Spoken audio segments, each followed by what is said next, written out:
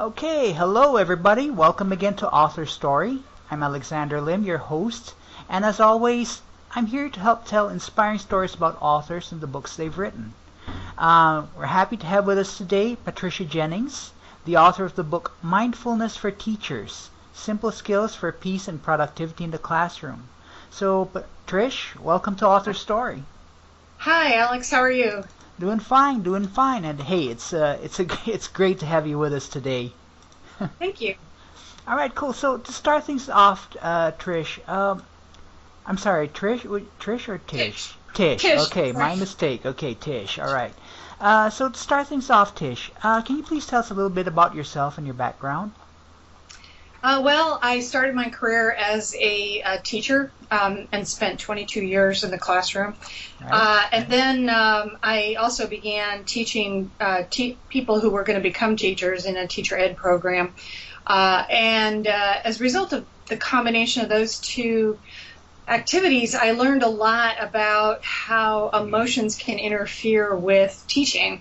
And I also had been practicing mindfulness myself for a long time before I even started teaching. And I realized that my own meditation practice was improving or helping me manage the emotional challenges of the classroom. So, Right. but at the time, it was at a time when mindfulness wasn't as popular as it is now.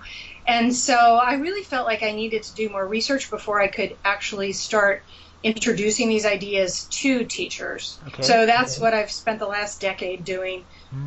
First, I went back and got my doctorate and studied stress and coping and mindfulness. And then I started working on projects to develop professional development programs for teachers to help them applying mindfulness and emotion skills training.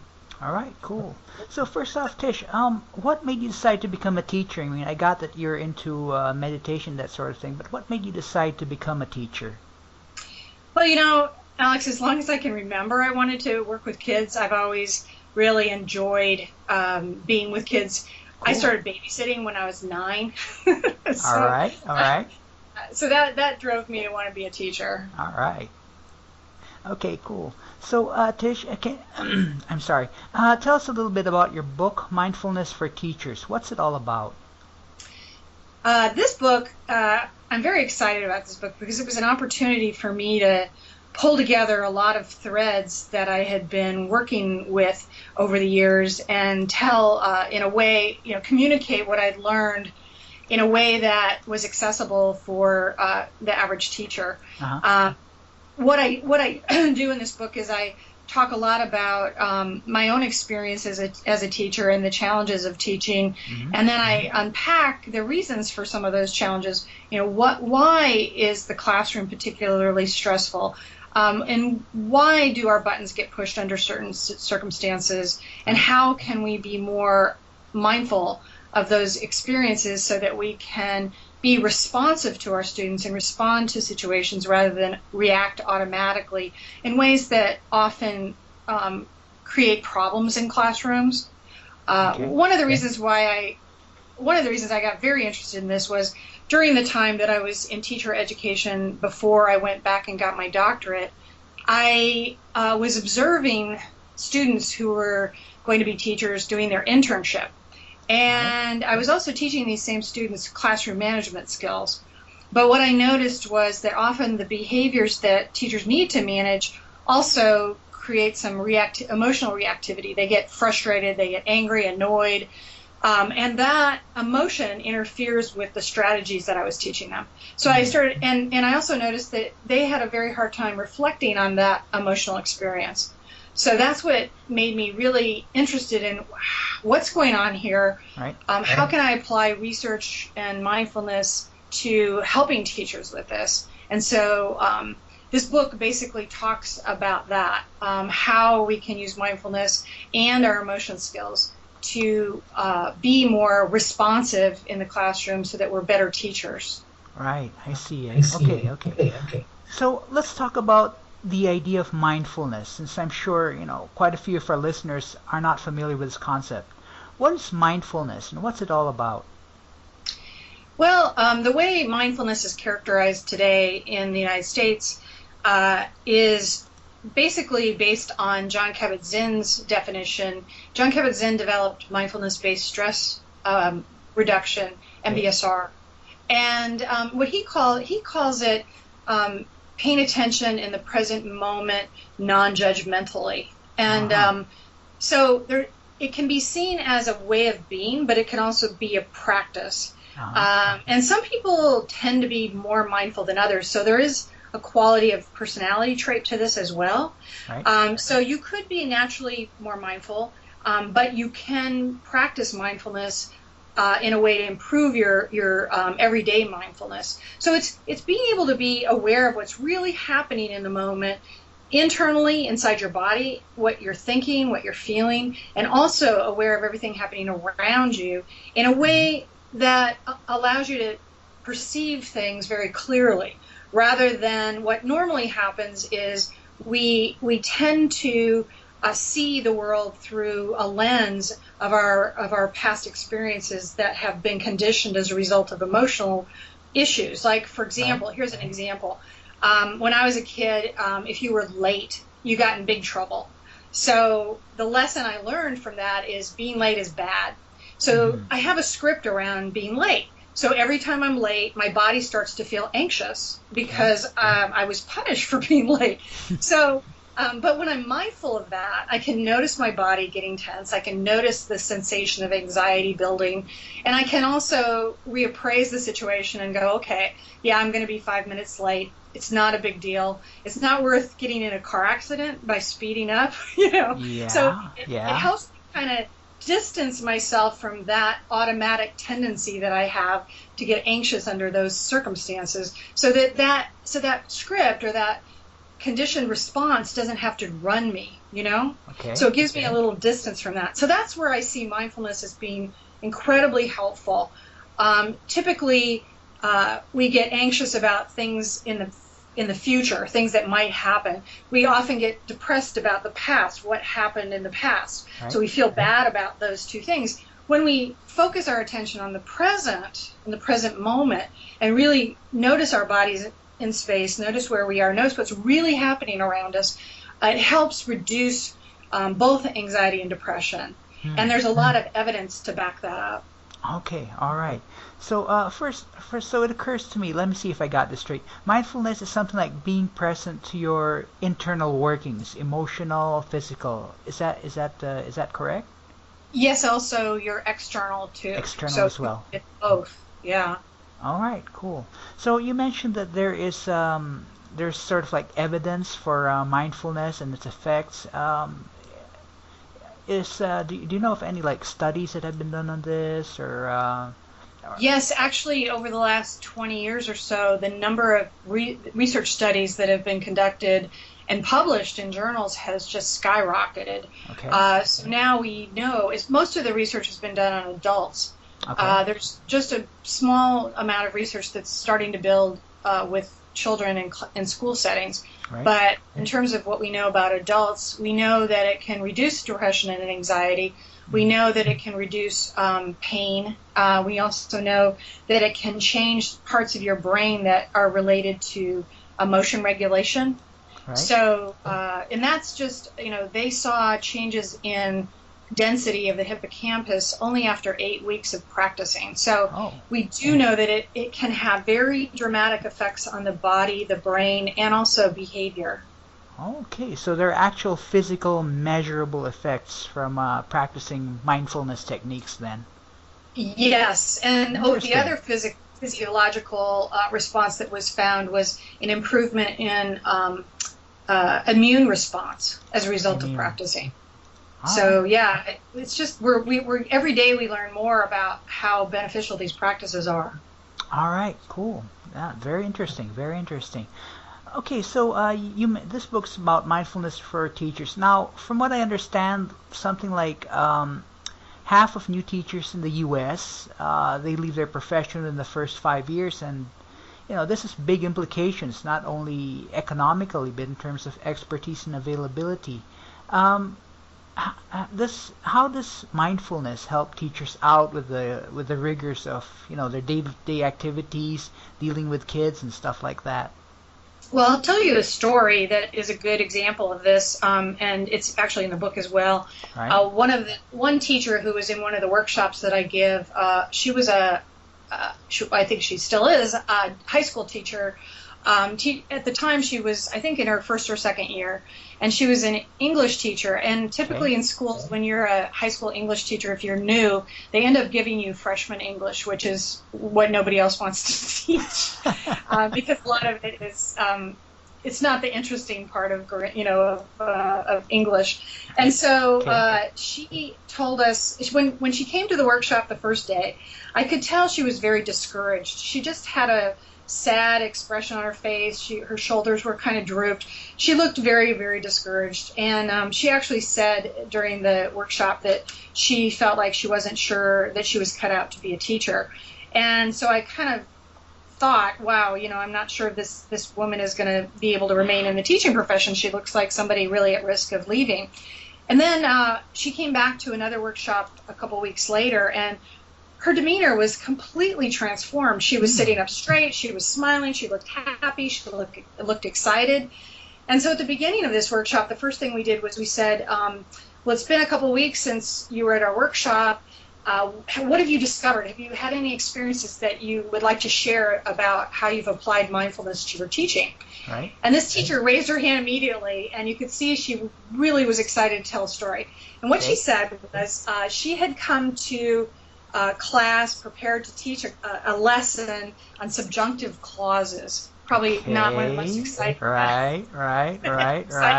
Okay. And so she came to her freshman English class and said, today we're going to learn about subjunctive clauses. And her whole class started to rebel against her. They started moaning and groaning and saying, we hate this. This is stupid. Why do we have to do this? Right. And she noticed her body react automatically with fear. And she just felt her body tense up. She felt her whole body start to shake. Like she said, "Wow, this is an experience of fear, and I'm this is making me feel really anxious." And then she started practicing some of the techniques we had taught her to take some deep breaths, because when you take deep breaths, you can change the way your body's responding to this fight, flight, or freeze response, which is what she was experiencing. Okay. So she took some breaths, she calmed down, and she noticed that she really started becoming curious about her students' reaction. So instead of reacting to them and telling them to be quiet and listen, she said, wow, I can feel all the energy that you have around this hating grammar. Tell me more about it. And she started a dialogue with them about it. And so finally she said, after a little while of having this dialogue, as the dialogue continued, the kids became more engaged and less resistant. Okay. And she said to them, okay, I'm going to change my lesson. What I want you to do is I want you to write a poem about why you hate grammar. Okay. The only rule is you can't use the word hate, because that's just too, you need to be more articulate than that. Okay. And number two, you have to include a subjunctive clause in your poem. If you want to know what that is, you can come and ask me and I'll tell you what it is. And what she found, these students were so excited about that assignment, they started writing right away, and their poems were very sarcastic and bitter, and all that energy she channeled into the poetry. And after she had that experience, she said, I can handle this. I can handle this energy. I get how to work with these kids now. I'm not so afraid anymore. So that's an example of a really good example of how a teacher was able to tune in using mindfulness to how she was feeling, use some techniques to calm herself down, and then be more mindful of what was going on around her, like more mindful of what these kids were bringing to her, and how to be more engaged and responsive to what they were bringing, instead of reacting and trying to push against them and create, get into the power struggle. Grumbles, complaints, Right. Well, that's a powerful example. I mean, it's real world. It happened, and it's an excellent example of mindfulness techniques. That's pretty good. Yeah, when I have a lot of stories like that in my book, and when I've encountered those experiences, it reinforces my really strong, belief that this is really what we need to bring into our schools. We need to help our teachers manage these stresses. We also have to help our students manage their stress, because we now know from a lot of brain research that it's impossible to learn or even to teach if you're feeling threatened. We know that the brain just turns off that part, the thinking part of the brain, when you're feeling threatened, because using those higher order processes that we do when we learn is not really critical when you're feeling threatened. Really, the way the body responds to feelings of threat is to engage in all the different ways we might need to protect ourselves, and that might mean fighting, it might mean running, it might mean freezing, but all of those behaviors don't really impair learning. So learning how to calm down and relax in classrooms, and I think is really critical. Right. Cool.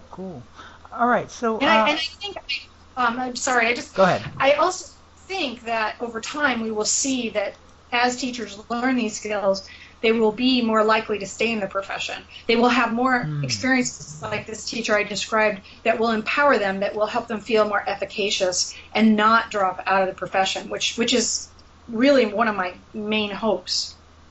Right.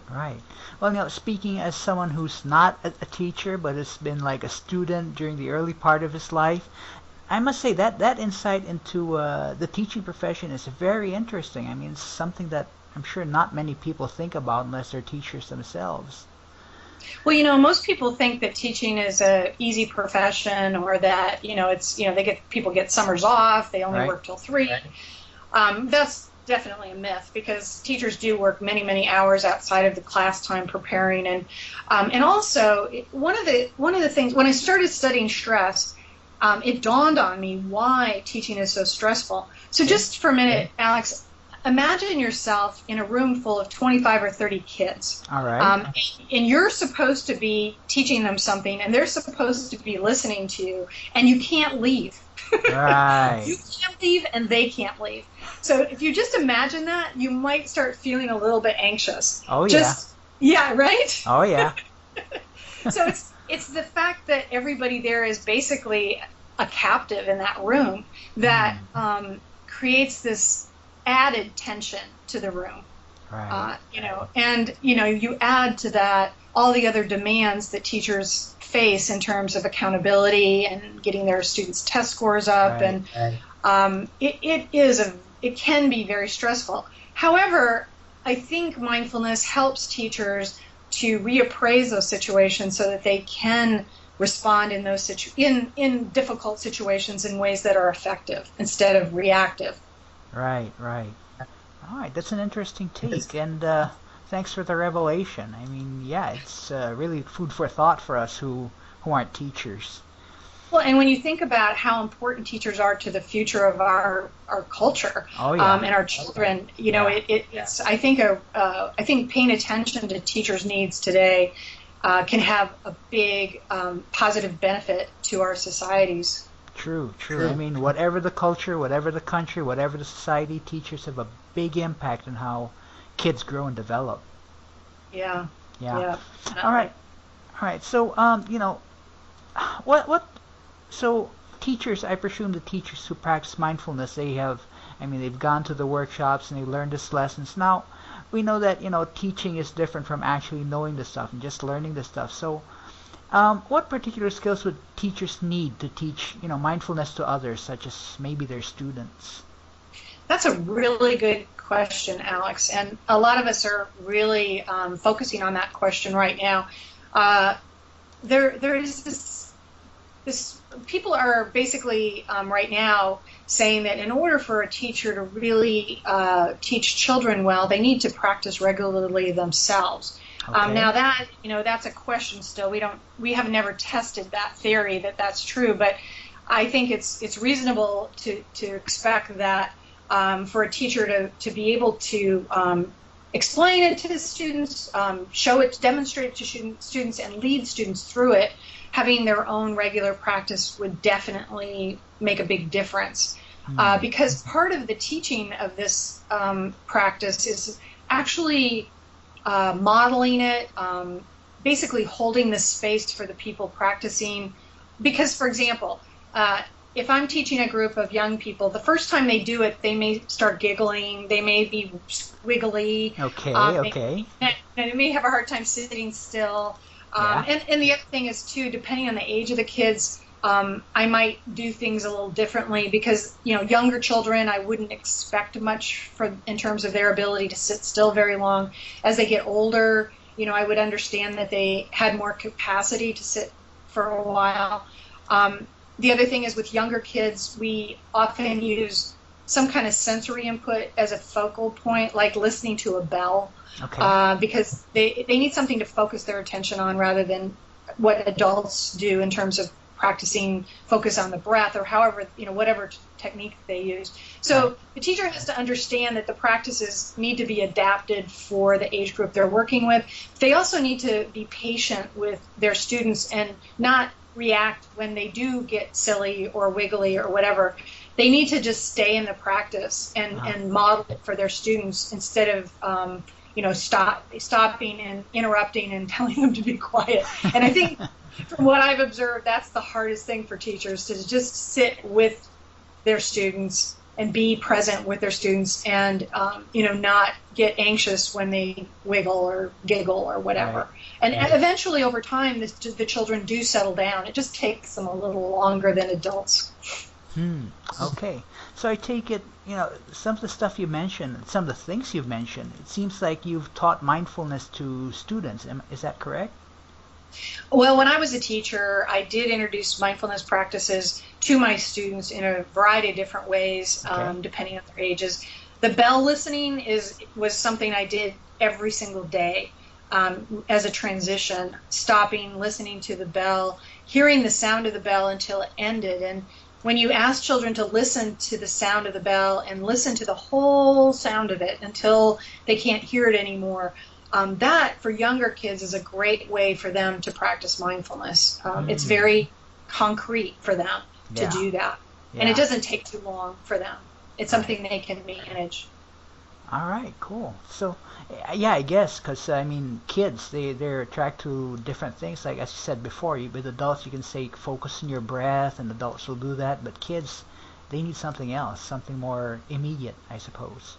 Yeah, I also think for kids, yoga is a really good mindfulness-based practice because they really need to learn how to manage their bodies. And bringing mindfulness into their body using yoga is a really beneficial practice for kids. I'm actually working on a curriculum right now that's going to be tested in Louisville, Kentucky, called the Compassionate Schools Project. And it's a health curriculum, and we're integrating practices that come from yoga, mindfulness, nutrition, and social emotional learning into a total rethinking of how we think about health education in elementary school. So it's a really exciting project that I'm working on right now. Wow, that's fantastic. I actually, my team is actually meeting right now, and I stepped out of that meeting to talk to you. So. All right, cool. I got that. Well, even more, we appreciate your presence here. All right, so let's get back to the book. What inspired you, essentially, to be a writer? What inspired you to write this specific book? Because you could just teach it or roll it out in schools. You don't have to write a book to teach mindfulness. What made you decide to write this book? Well, I just had this really great opportunity. Daniel Siegel, who is a psychiatrist at UCLA, he's written a couple books. One is called The Mindful Brain, and one's called Mindsight, and among many other books. But one of his publishers, W.W. Norton, asked him, do you know anybody that could write a book about mindfulness in education? And he recommended me. And that's how I got my start in publishing, because I'd thought about writing a book before, but I was so busy doing other things, I didn't have the time to figure out how to get connected with a publisher and, et cetera. So that relationship with Norton has been very, very successful. I feel like the editor was incredibly helpful.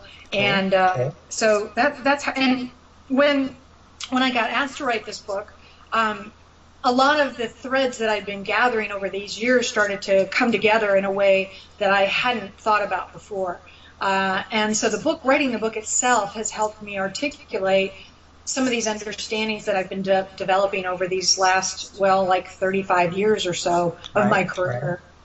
They also have just asked me to write a second book. So, nice. Yeah, I'm very excited about that. I will be working on a book proposal over the next couple of months. It's really going to be focused on compassion and compassion in the classroom and understanding how children come into school. Many of the children, especially in the United States, are coming to school with behaviors that result from being exposed to trauma. Children who are living in poverty often get exposed to violence and other kinds of negative influences that really change the way their brain functions.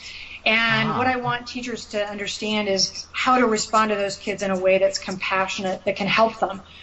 Because often they're the most difficult students they have in their classrooms, and they often cause a lot of problems in their classroom.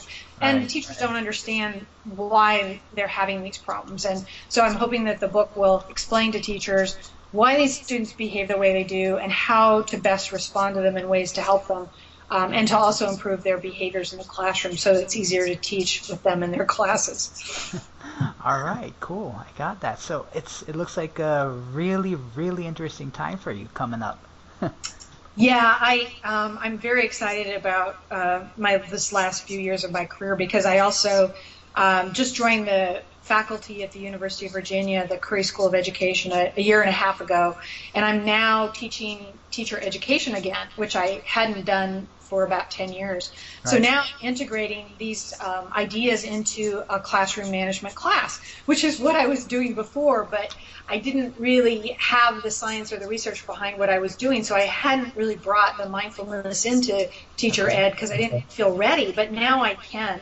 And so it's very exciting to come back full circle to teaching people who are going to be teachers these skills as a way of introducing them to classroom management. Right. Okay. Cool. Wow. All right. So Tish, your book specifies mindfulness for teachers, rather than mindfulness for parents or mindfulness for office employees who are suffering from burnout and stuff like that. Mm-hmm. I'm just remembering a little statistic I read some time back, like in the contact center industry in the Philippines, around 8 years ago, the turnover rate was 60 to 80%. So that's due to burnout and stuff like that. So I'm just thinking, the concepts and lessons in your book, do you think they would apply outside the confines of classrooms, like in office situations and stuff like that? I certainly do. I've had comments from other people that are not teachers that have read it, like my sister, who says it's really, really been helpful for her, as well as not only her work environment, but also her parenting with my niece. So many people I know who are parents have read the book and say it's very, very helpful, that a lot of the things that we talk about in the book can be applied to parenting as well as being a teacher. However, I also think that the information about emotions and emotional reactivity and how to apply mindfulness to supporting emotion regulation can help anybody in any context, I believe. Right. Okay. So this book can also be, it's kind of universal. I mean, anyone who's like suffering from stress or experiencing stress can get something from this. Then. I do think so. Yes. All right. Cool. So Tish, what is your ultimate vision for your book, for this platform of mindfulness? In other words, at the end of the day, what would you like to have happen for your platform? Well, I hope that this understanding that mindfulness can support teachers in classroom environments, and that by doing that, we help students, especially students at risk, students who are coming to our schools with, very troubled. I'm hoping that it will not only help the teachers, but it will also help their students, and that our educational system will really transform into one that understands the needs of the whole child and the whole adult in the classroom setting. All right, I got that. And that's a very worthy goal, I must say. Thank you.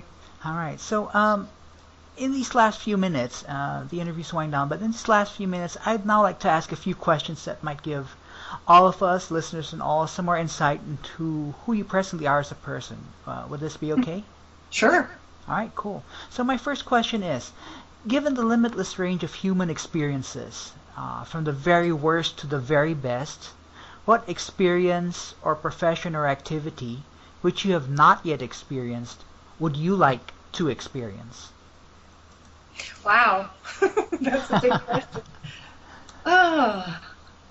Well, one thing I would like to do, I haven't had an opportunity to work with kids in a classroom again since I left teaching. Right. And I'd like to go back into the classroom at some point as a teacher again and try some of these, be a teacher again with this new understanding. And I'm not sure when I'm going to get a chance to do that. Maybe I'll take a sabbatical and do that. But I would really like to have that experience. I'm hearing these great stories from teachers in the classroom now, but I would like to have an opportunity to experience it myself. Wow. All right. I got that.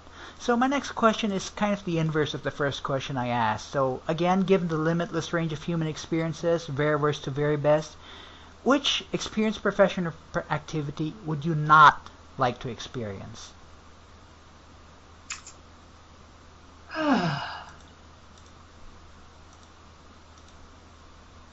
That one's hard. Okay. I'm thinking. If there is any, if there is any. Well, I started my career as a secretary. Okay. I don't think I'd want to go back there. I have enough secretarial stuff I have to do for myself, but I wouldn't want to do that for other people. Actually, one of my first jobs was a real estate secretary. That was awful. I wouldn't go back there. All right, I got that. So my last question is actually, if you would choose one particular age or age range of your life, age you were talking about 20, 40, age range or something like 50s, 58 to 63, something like that, past, present, or even future, to stay in forever, what age or age range would it be and why? Okay, I'm gonna give you two answers to that question. Okay. Cool. Psychologically and experience-wise, I think I would stay the age I am right now. And I just turned 60 this year, so I'm 60 now. Okay. But and that's only for the mental and psychological. For the physical, I would like to stay 40. All right. Okay, 40. So if I could have the brain and the emotions of a 60-year-old but the body of a 40-year-old, that would be perfect. Why 40 physically? I mean, I would have expected like something more in the prime, like 30s or something like that. Why 40?